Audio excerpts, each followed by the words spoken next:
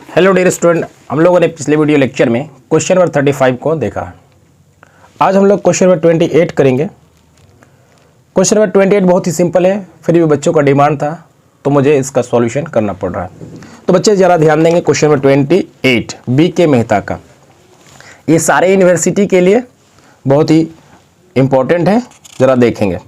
From the following information prepare the store ledger account based on simple average method of pricing issue 2004 March 1st opening balance 1000 units at the rate of 60 per unit। पहले से मेरे पास कितना है 1000 units है, उसका rate दिया हुआ है 60 पर यूनिट। फिर 3 को मार्च 3 को इशू ऑफ 140 यूनिट्स, फिर 4 को इशू ऑफ 250 यूनिट्स, 8 को इशू ऑफ 210 यूनिट्स, फिर है 13 को receive from vendor 400 units at the rate of 59 per unit. ये जो पहला था वो 60 है, तो इशू कंटिन्यूसली हुआ है, उसके बाद मैंने फिर परचेज किया। तो बच्चे ज़रा इस क्वेश्चन को अच्छे से देखेंगे। हम लोग पढ़ रहे हैं simple average price method. Simple average price method का मतलब हम लोग परचेज किसी भी रेट से करें, लेकिन इशू का जो रेट होगा वो क्या होगा, एवरेज होगा। हम लोग किसी भी रेट से परचेज करें, इशू का जो रेट होगा वो हमेशा एवरेज होगा। तो बच्चे ज़रा हम लोग देखें क्वेश्चन नंबर 28 का पहले 2014, यहाँ पे हम लोग इस तरह से कॉलम बना लेंगे।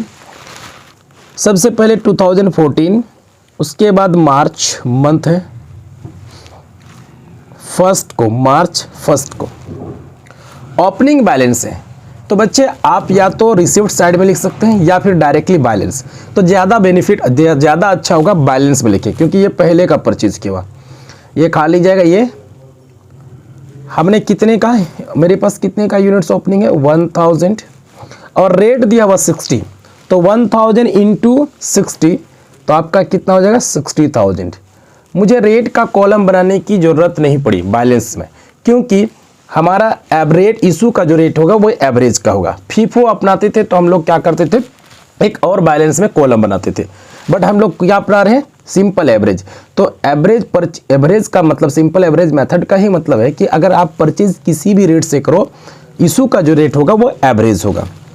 अब मार्च 1 के बाद मार्च 3 को हमने क्या किया, इशू किया। तो इशू किया तो रिसिप्ट्स में तो नहीं जाएगा, इशूड वाले कॉलम में कितना किया 140 यूनिट्स। तो मेरे पास कितना बाबू था, तो मेरे पास 1000 था, उसमें से 140 यूनिट्स इशू कर दी। इशू मतलब सेल कर दिए। तो इसका रेट क्या था, जो ओपनिंग था उसका रेट था 60, तो इसी के रेट से, क्योंकि हम लोग कोई दूसरा परचेज तो किए नहीं है, जो मेरे पास पहला था उसी रेट से हम लोग का इशू होगा।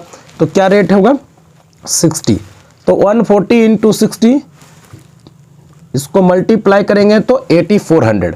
अब जरा बच्चे बताएंगे, बैलेंसिंग करेंगे तो हमारे पास 1000 था, उसमें से हम लोगों ने कितना इशू कर दिया बच्चे 140, कितना इशू कर दिया 140, तो मेरे पास कितना बैलेंस में क्वांटिटी बच गया 860। अब बताइएगा 6000 में से हमारा कितना चला गया 8400, तो अब मेरे पास बचा कितना, या फिर हम लोग क्या कह सकते हैं कि 860 जो है वो कितना रेट वाला है 60 वाला। तो मेरे पास अमाउंट कितने का, अमाउंट 51,600। अब फिर नेक्स्ट डेट क्या दिया हुआ है, 4 को इशू किया है। 4 को कितना इशू किया, और 250 यूनिट्स 4 को 250 यूनिट इशू किया, तो 250 है, तो इसका रेट क्या होगा, इसका भी वही शुरुआत वाला 60, तो 250 इंटू 60, तो मेरा कितना आ जाएगा ये 15,000, कितना आ जाएगा 15। अब बताइए मेरे पास बैलेंस कितना बचा होता है 860 में मैंने कितना इशू कर दिया, यानी बेच दिया कितना 250, तो मेरे पास बच जाएगा कितना 610। अब बताइए जरा सा 610 है और कितना रुपया वाला है, 610 इंटू 10 होगा तो हमारा कितना हो जाएगा 610 इंटू 60, तो अमाउंट हो जाएगा मेरा 36,600। अब जब फिर और इशू करना है तो इसी बैलेंस में से बचे हुए में से मुझे इशू करना है। अब आगे देखिए तो कितना इशू किया है, बोला 8 मार्च को इशू ऑफ 210 यूनिट्स, मार्च 8 को 210 यूनिट्स। तो इशू वाले कॉलम में रेट क्या होगा, यही 60, दो मल्टीप्लाई करेंगे तो मेरा हो जाएगा अमाउंट 12,600। अब बताइए 610 बचा हुआ था, उसमें से हम लोगों ने कितना इशू कर दिया 210, तो मेरे पास बैलेंस कितना बच गया 400। तो 400 इंटू 60 तो कितना हो जाएगा 24,000। अब अगर नेक्स्ट डेट को रिसीव किया, रिसीव मतलब क्या है परचेज किया, कब 13 को, कितना यूनिट्स, तो रिसीव फ्रॉम वेंडर्स, क्या दिया हुआ receive from vendors 400 units at the rate of 59 per unit. तो 400 इंटू 59, तो 400 इंटू 59, 400 इंटू 59 तो हमारा कितना हो जाएगा 23,600। अब बताइएगा बच्चे क्या इस डेट को हमने कोई इशू किया है, क्या इशू नहीं किया है। अब मेरे पास पहले से क्वांटिटी कितना था 400 और हम लोगों ने कितना परचेज किया 400, तो क्वांटिटी का जोड़ क्वांटिटी से, क्वांटिटी का जोड़ क्वांटिटी से और अमाउंट का जोड़ अमाउंट से। तो 400 मेरे पास पहले से था और मैंने परचेज कितना किया 400, तो टोटल कितना हो गया मेरे पास 800। और कितने अमाउंट का पहले से था 24,000 प्लस हम लोगों ने और कितना का परचेज किया 23,600। तो हमारा टोटल अमाउंट कितना हो जाएगा 47,600, 47,600। अब फिर नेक्स्ट डेट को 14 को कहता refund of surplus from A work order 30 units at the rate of ₹58। हम लोगों को कितना रिफंड आया, रिफंड आया मतलब रिफंड जब आया तो हमारा क्या माना जाएगा इसको परचेज का मतलब रिसिप्ट्स वाले कॉलम में। तो हम लोगों ने किस डेट को 14 को कितना यूनिट्स 30 इंटू कितना हो जाएगा 58, तो 30 इंटू 58 अमाउंट कितना हो जाएगा 1740। क्या इस डेट को हम लोगों ने इशू किया है, क्या नहीं किया। मेरे पास पहले से कितना का परचेज किया हुआ था 80 और कितना का परचेज किए 30, तो टोटल कितना हो गया 830 और अमाउंट कितने का था 4706 प्लस अभी और कितना 1740, तो हमारा अमाउंट टोटल कितना हो गया 49,340। अब आप देखिए नेक्स्ट डेट को 16 के बाद 16 को क्या क्या इशू किया, तो इशू किया गया कितना इशू किया गया 350 यूनिट्स, कितना यूनिट्स 350 यूनिट्स। अब बताइए बच्चे यहाँ पे ध्यान देखना है 350 यूनिट इशू किया। अब रेट जो होगा इसका रेट क्या होगा, मालूम है कि सिंपल एवरेज प्राइस मेथड में हम लोग जब भी इशू करते हैं तो परचेज तो किसी भी रेट से होगा, इशू होगा हमेशा एवरेज रेट से। किस रेट से इशू होगा एवरेज रेट। तो सबसे पहले बच्चे हम लोग इसका एवरेज निकालेंगे, क्या निकालेंगे एवरेज। तो एवरेज के लिए हम लोग वर्किंग नोट करते हैं। तो जरा बताइए ये 350 इसमें कौन कौन सा रेट का है 830 जो बैलेंस है उसमें कौन सा, एक तो पहले से 400 जिसका रेट था कितना 60 और हम लोगों ने कितना परचेज किया 40 जिसका रेट कितना 59 और कितना परचेज किया 58। तो हमारे पास कितना रेट हो गया 3 वाला, 3 रेट हो गया। तो 3 रेट है तो तीनों को हम लोग क्या करेंगे ऐड करेंगे और 3 से डिवाइड करके जो एवरेज रेट आएगा उसी रेट से हमको इशू करना है। तो बच्चे जरा ध्यान देंगे, हम लोग वर्किंग नोट कर लेते हैं इसका।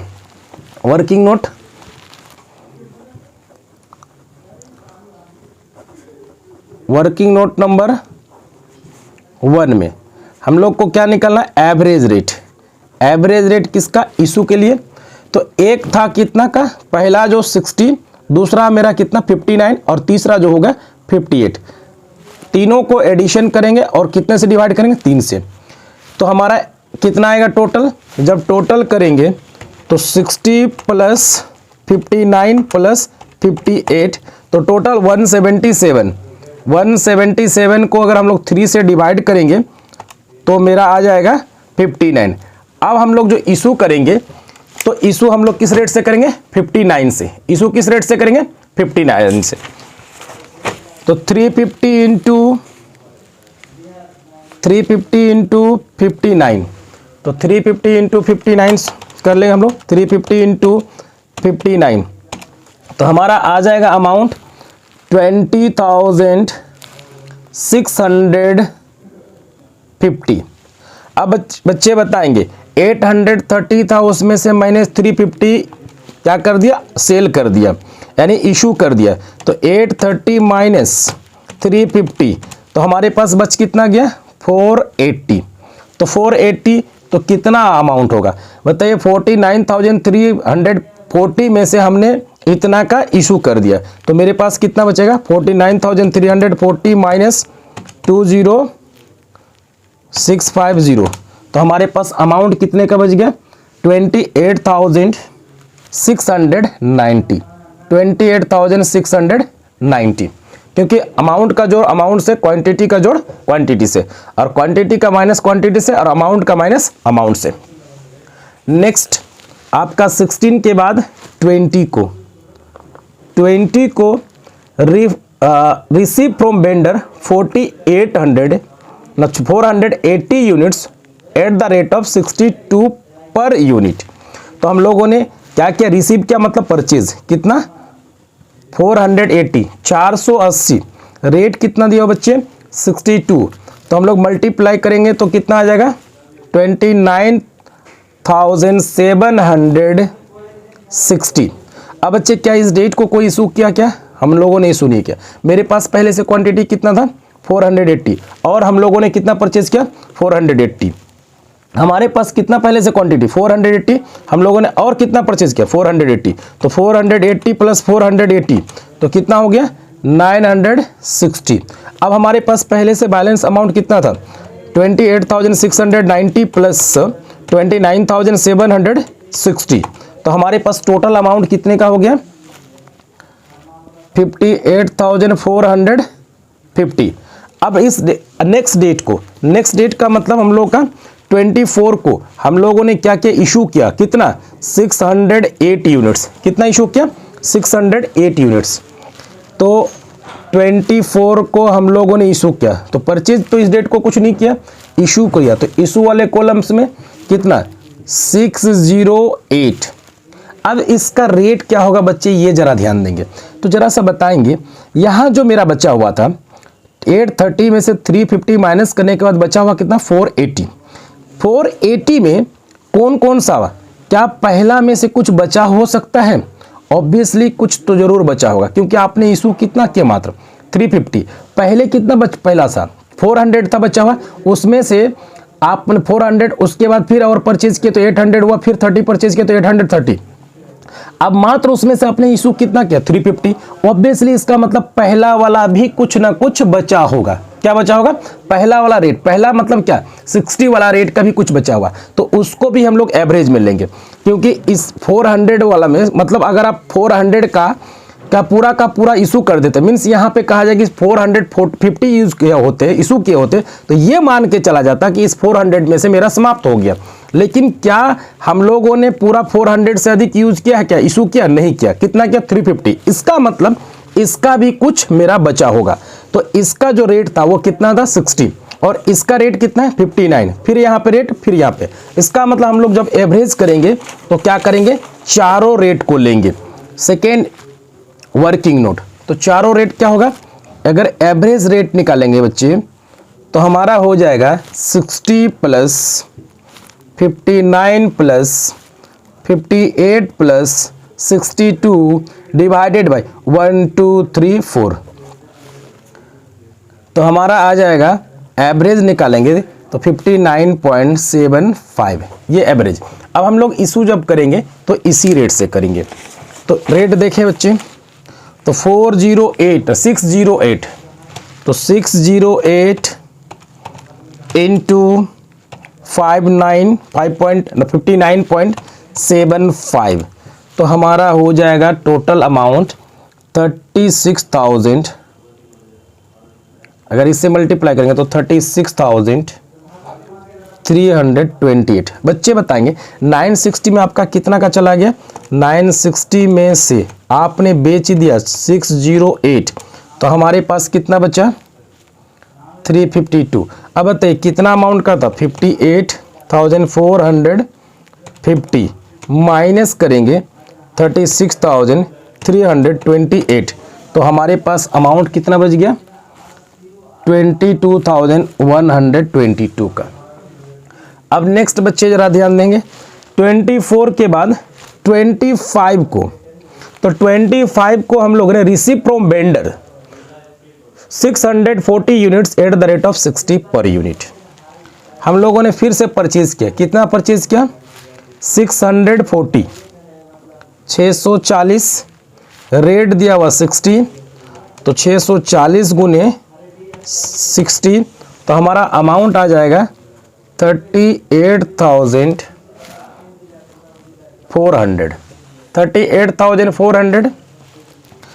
इस डेट को हम लोगों ने कोई इशू नहीं किया। मेरे पास पहले से परचेज किया हुआ कितना था 352, और कितना परचेज किया मैंने 640, तो आपका अमाउंट हो जाएगा क्वांटिटी हो जाएगा 352 प्लस 604, तो आपका आ जाएगा टोटल 1992। अब बताइए अमाउंट मेरे पास पहले से कितना था 22,122 प्लस हम लोग जोड़ देंगे 38,400, तो हमारा टोटल अमाउंट आ जाएगा 60,522। अब बच्चे क्या इसके बाद हम लोगों ने कोई इशू किया है? जी जरूर इशू किया हम लोगों ने। कब? 26 को इशू किया, 26 को हम लोगों ने इशू किया। कितना इशू किया? तो 524। अब ते बच्चे इसका एवरेज रेट हम लोग कैसे निकालेंगे? यहाँ ध्यान देने योग्य बात है क्या कि 830 में से हम लोगों ने 350 इशू कर दिया, तो मेरे पास बचा 480, और फिर हम लोगों ने परचेज किया था, फिर हम लोगों ने परचेज करने के बाद फिर इसको क्या किया इशू किया गया।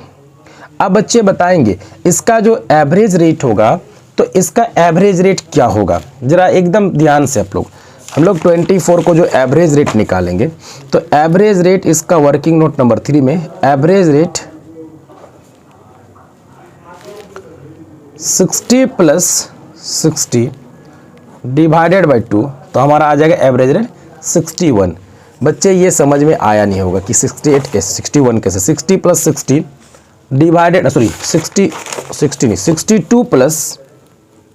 62 प्लस 60 डिवाइडेड बाई 2, तो हमारा आ जाएगा 61। अब ध्यान दीजिए कि ये कैसे आया, हम लोग निकाले। बताए बच्चे कि 960 में से आपका 608 चला गया, तो मेरे पास बचा कितना 352 बचा। इसका मतलब हम लोग लास्ट में जो परचेज किए थे वो कौन सा था 480, इसका रेट था 62। अब उसी में से तो ये बचा होगा 352। ये मान के चलना है कि पहले वाला यूज हो गया, मतलब बेच दिए होंगे, सेल कर दिए होंगे। अब जो बचा हुआ तो ये 480 ना परचेज किए थे, किस रेट से 62 के हिसाब से, तो मेरे पास जो बचा हुआ यही वाला बचा हुआ, और एक नया खरीदे तो दो रेट हो गया, एक 62 और दूसरा कितना हो गया 60, तो दोनों को ऐड कर दिए तो हमारा कितना आ गया, हाँ तो 122, उसको अगर हम लोग डिवाइड करेंगे तो कितना आएगा 61। अब जो इशू होगा वो किस रेट से होगा 61 से, तो 524 इंटू 61, तो अमाउंट आ जाएगा 31,964। अब बच्चे बताएंगे 992 में से माइनस कर देंगे 524, तो मेरे पास बच कितना गया क्वांटिटी 468।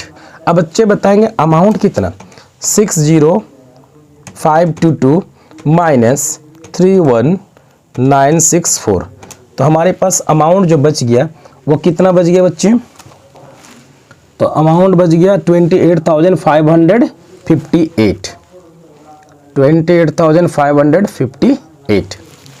अब नेक्स्ट डेट आपका 28 है। कह रहा है कि refund of surplus from a work order 20 units issued on 3 March 2014 को। हम लोगों ने जो 3 मार्च को इशू किया था, 3 मार्च को क्या किस रेट का था सर 60 का, वही वाला मेरे पास क्या आ गया वापस आ गया। अब बच्चे आप समझ सकते हैं कि यहाँ पे बोल रहा है कि refund of surplus from a work order 24 units issued on 3 March 2014 को। अब बच्चे बताएंगे कि हम लोग 3 मार्च 2014 को क्या इशू किए थे, 140 इशू किए थे, क्या रेट था 60, तो यही वाला ना वापस आएगा, ये जो 24 यूनिट्स वापस आया तो कौन वाला आया, यही 60 वाला, तो हम लोग क्या लिखेंगे परचेज वाले कॉलम में, यानी रिसिप्ट वाले कॉलम में। तो 24 इंटू 60, तो हमारा अमाउंट कितना आ जाएगा बच्चे 1440। अब क्या इस डेट को हम लोगों ने इशू किया, नहीं किया। अब बच्चे बताएंगे मेरे पास पहले से कितना था 468, और हम लोगों ने कितना मतलब मेरे रिफंड कितना आया, तो मेरे पास आया आपका 24, तो टोटल कितना हो गया 492। अब अमाउंट कितना था 28,558 प्लस 1440, इसको हम लोग ऐड कर देंगे तो हमारा टोटल कितना आ जाएगा 29,998। अब नेक्स्ट 28 के बाद 31 को हम लोगों ने क्या किया, रिसीव फ्रॉम वेंडर 150 यूनिट्स, और हम लोगों ने फिर क्या किया रिसीव किया, कोई इशू नहीं किया तो रिसीव किया, तो इसका मतलब परचेज किए 150 इंटू 64, तो अमाउंट हो जाएगा 9,600। क्या इस डेट को हम लोगों ने इशू किया, नहीं किया। मेरे पास पहले से कितना था क्वांटिटी 492, और हम लोगों ने कितना परचेज किया 492 प्लस 150, तो हमारे पास टोटल क्वांटिटी कितना हो गया 642 इंटू, और उसके बाद अमाउंट कितना था 29,998 प्लस 9,600, तो हमारे पास टोटल अमाउंट कितने का हो गया 39,598। ये मेरे पास क्लोजिंग स्टॉक हो गया। ये क्या हो गया बच्चे क्लोजिंग स्टॉक, हमारा ये क्वेश्चन बन के रेडी हो गया। बच्चे अगर आपको वीडियो अच्छे लगे तो हमारे चैनल को सब्सक्राइब करें, लाइक करें और शेयर करें, ठीक है। अगर इसी तरह का वीडियो को पाना है तो आप हमारे चैनल को सब्सक्राइब करें, और अगर किसी तरह का आपको कोई क्वेश्चन में प्रॉब्लम हो तो हमें कमेंट बॉक्स पे कमेंट करेंगे, ज़रूर हम आपकी सहायता करेंगे। धन्यवाद।